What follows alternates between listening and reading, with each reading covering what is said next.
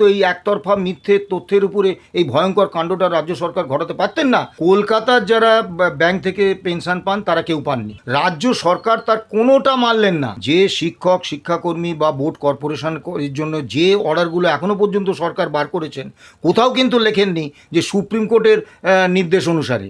মহামান্য supreme court বলছেন, আরে কিছু তো পেয়েছেন, টাকা তো পেয়েছেন, কিছু হলেও তো পেয়েছেন। এখানে একটা প্যাঁচ রেখে দিয়েছেন, অ্যাডমিনিস্ট্রেটিভ অর্ডার যে কোনো সময় সরকার উইথড্র করে নিতে পারে।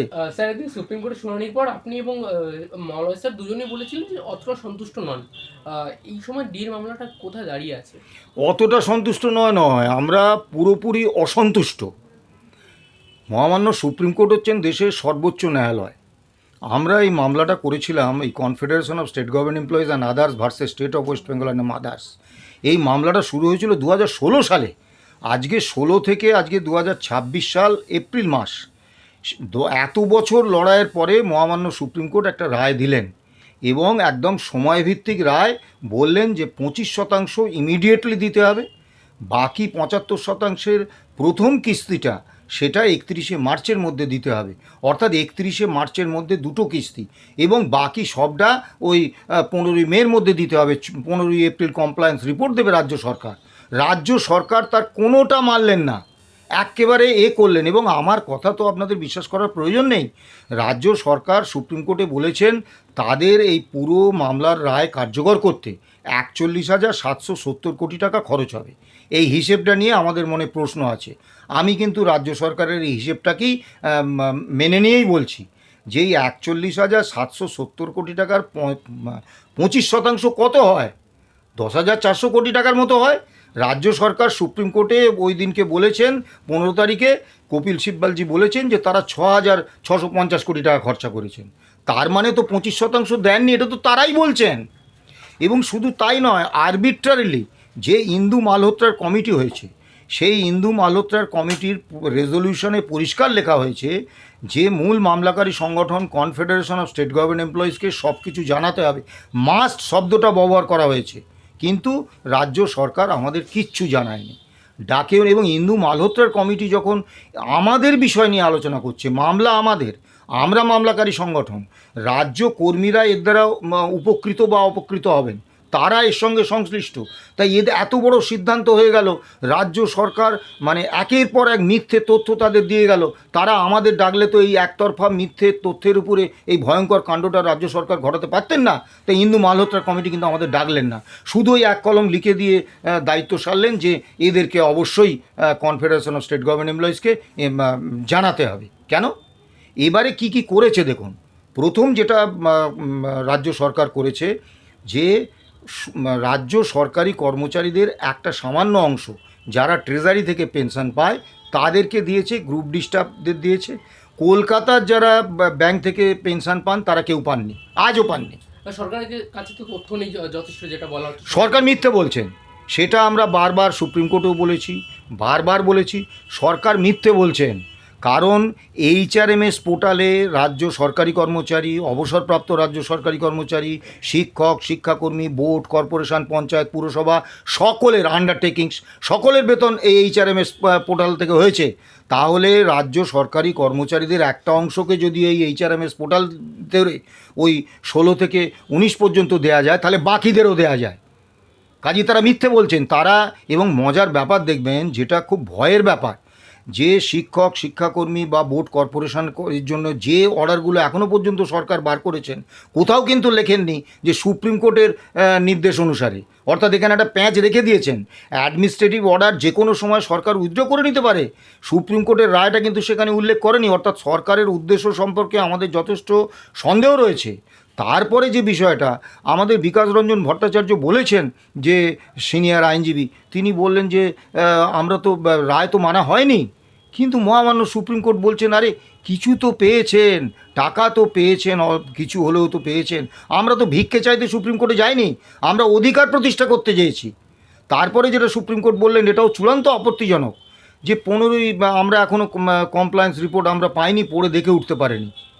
তার জন্য তো তোমরা রাজ্য সরকারের বিরুদ্ধে কঠোর ব্যবস্থা নেবে, কিন্তু আমাদের কেন মামলাটা আবার পিছিয়ে যাবে? রাজ্য সরকার পুরোপুরি যে index, all India consumer price index 1982-কে 100 ধরে 536 পয়েন্ট, সেটাকে পাল্টে দিয়ে বলছেন 605, কোথা থেকে পেলেন? তারপরে স্যাট, হাইকোর্ট এবং সুপ্রিম কোর্টে বারবার তারা জানতে চেয়েছে যে আপনাদের কি কোনো আলাদা price index, consumer price index আছে? তারা দেখাতে পারেনি। তো সেখানে রাজ্য সরকার বলছে 2011 থেকে নাকি তাদের প্রাইস ইন্ডেক্স রয়েছে আলাদা। এই মিথ্যে ইন্দু মালহোত্রা কমিটিও মেনে নিয়েছে এবং বলছে বাকি 8 থেকে যে 2015 পর্যন্ত সেটা দিতে নাকি 2 বছর সময় লেগে যাবে। 11 বছর ধরে আমরা মামলা চালাচ্ছি, আরও 2 বছরের গল্প হচ্ছে। তো সুপ্রিম কোর্টের রায় তো এখানে মানা হয়নি। এখানে সব মিলিয়ে স্যার এই যে কমিটি, সুপ্রিম কোর্টের তরফ থেকে যে কমিটি গঠন করা হয়েছে, তাদের ভূমিকা নিয়েও তো একটা বড় প্রশ্ন ছিল। অবশ্যই প্রশ্ন আছে। প্রথম কথা হচ্ছে ইন্দু মালহোত্রার কমিটি তারা কি করতে তাদের নিয়োগ করা হয়েছে, যে এই যে সুপ্রিম কোর্টের রায়টা, সেই রায়টা রাজ্য সরকার কিভাবে কার্যকর করছেন সেটার উপর নজরদারি করার জন্যে। তো এইখানে তো 3টে পক্ষ, একটা পক্ষ ইন্দু মালহোত্রার কমিটি তারা নিজে, দ্বিতীয় পক্ষ পিটিশনার রাজ্য সরকার, তৃতীয় পক্ষ যারা রেসপন্ডেন্টস। তা রেসপন্ডেন্টসদের তারা ডাকলেন না, আমাদের তারা ডাকলেন না, আমাদের সঙ্গে কোনো আলোচনা করলেন না, আমাদের কোনো ভিউজ তারা নিলেন না। তারা রাজ্য সরকারের সঙ্গে সহমত হয়ে এই রকমভাবে একটা অদ্ভুত পিকুলিয়ার দেওয়া আরম্ভ করে দিলেন কেন? এবং এই যে ক্ষতিটা হচ্ছে আজকে, মানে চূড়ান্ত অনিশ্চয়তা, আমাদের শয়ে শয়ে ফোন আসছে, মানুষ একেবারে কর্মচারীরা, বিভিন্ন শিক্ষক, শিক্ষাকর্মী, বোর্ড, কর্পোরেশন, সব কর্মচারীরা আতঙ্কিত হয়ে পড়েছেন যে আমরা আদৌ পাবো তো। এবং আমরা সুপ্রিম কোর্টের ভূমিকা দেখে একদম স্পষ্টাস্পষ্টি বলছি ভাই, আমরা সুপ্রিম কোর্টের ভূমিকা দেখে আমাদের মনে হচ্ছে আবার কি তারিখ পে তারিখ সংস্কৃতির দিনে চলে গেল। কি ওখানে মাননীয় বিকাশ রঞ্জন ভট্টাচার্য এবং গোপা বিশ্বাস তারা অনলাইনে কলকাতা থেকে ছিলেন। বিকাশবাবু প্রথমেই শুনানি শুরু করেন এবং অত্যন্ত স্পষ্ট ভাষায় বিকাশবাবু বলেন যে সুপ্রিম কোর্টের রায় রাজ্য সরকার মানেনি। তাতে সুপ্রিম কোর্টের বিচারপতিরা বললেন, মিস্টার ভট্টাচার্য কিছু তো পেয়েছেন?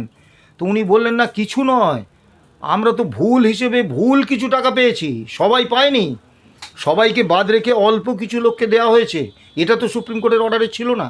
তারপরে আমাদের ওখানে সুপ্রিম কোর্টের সিনিয়র আইনজীবী রহিব রহিম তিনি বললেন সিপিআই এরা করে দিয়েছে, হুজুর আপনারা বলেছিলেন যে all India consumer price index মেনে এই ডিএ দিতে হবে, তারা এই all India consumer price index মানেনি।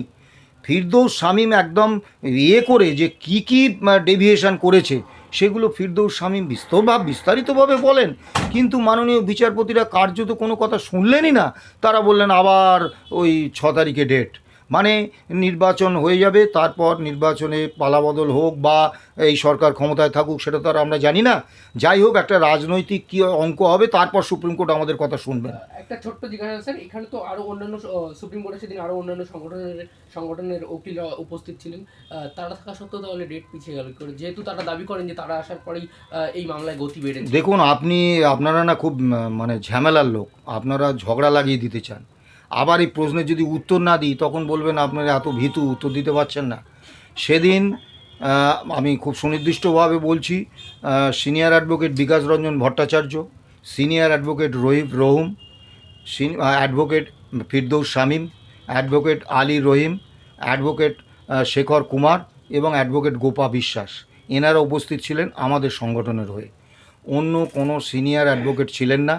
Karuna Nundy senior advocate, তাকে যারা নিয়োগ করেছিলেন ইউনিটি ফোরাম, তাদের আর সিনিয়র আইনজীবী করুণানন্দী নন।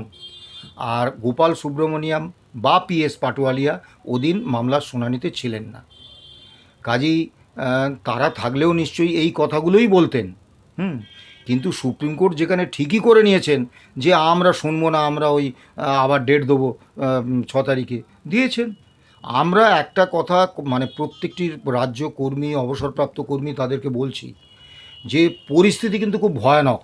কারণ সুপ্রিম কোর্ট যেভাবে একটা বলিষ্ঠ ঐতিহাসিক রায় দিল এবং তারপর সেই রায় যখন রাজ্য সরকার রূপায়ণ করলেন না আদৌ এবং সুপ্রিম কোর্টকে বিভ্রান্ত করার চেষ্টা করলেন, সেখানে সুপ্রিম কোর্টের যেরকম একটা লঘু প্রতিক্রিয়া তাতে আমরা কিন্তু অন্য ইঙ্গিত দেখছি। আমরা প্রত্যেককে বলছি, যারা একদম শারীরিকভাবে মানে অথর্ব হয়ে গেছেন তাদের কথা আলাদা, প্রত্যেককে বলছি আপনারা সুপ্রিম কোর্টের মাননীয় প্রধান বিচারপতির কাছে চিঠি দিন যে 11 বছর ধরে মামলা চলেছে, তারপরে এই রায় রাজ্য সরকার কার্যকর করেননি। যারা পেয়েছেন তারা বলুন যে আমরা ভুল হিসেবে পেয়েছি, আমাদের all India consumer price index মেনে দেয়নি, দেওয়ার ব্যবস্থা করুন।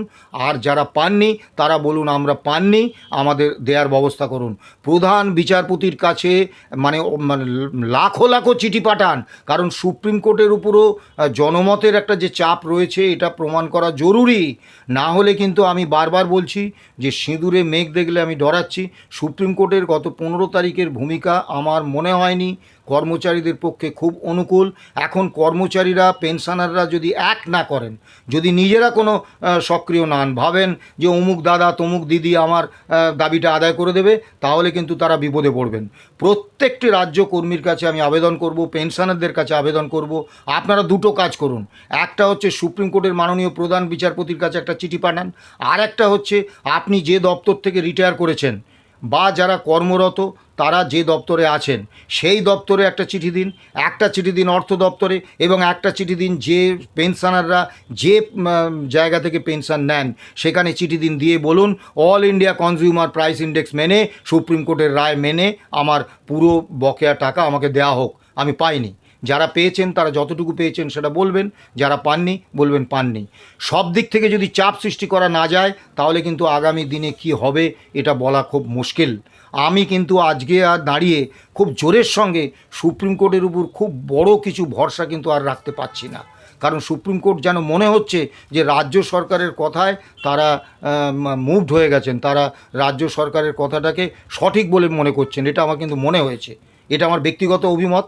কিন্তু আমি বলছি যে যদি এক না হয়, এরম সুপ্রিম কোর্ট, হাইকোর্ট বা নিচের আদালতে এরকম অনেক উদাহরণ আছে যেখানে জনমতের চাপ কিন্তু রায় দেওয়ার ক্ষেত্রে একটা কাজের ভূমিকায় গেছে।